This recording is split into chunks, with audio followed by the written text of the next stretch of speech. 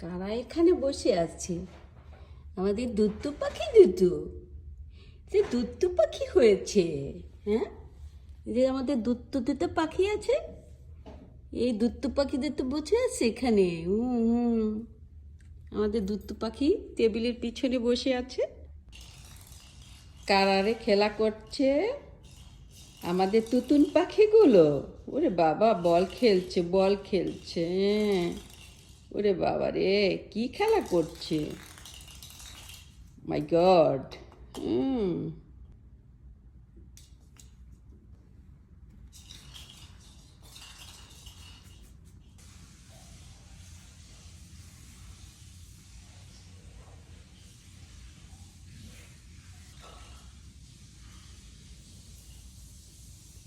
আমাদের তুতুন পাখি খেলা করছে। ওরে বাবালে, অনেকক্ষণ খেলেছে, খেলে খেলে হয়রান হয়ে গেছে, এখন আসছে খাবার খেতে।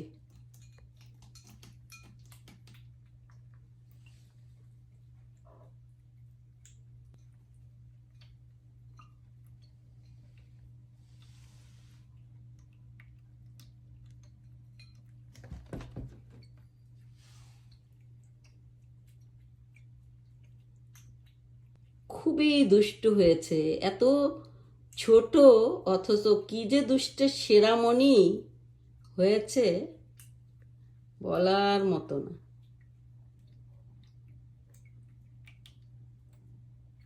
এই যে দুষ্টুমি করছে, দুষ্টুমি করে এসে তার ক্ষুধু লেগে গেছে, ওই যে মায়ের দুধু খাওয়া শুরু করে দিয়েছে।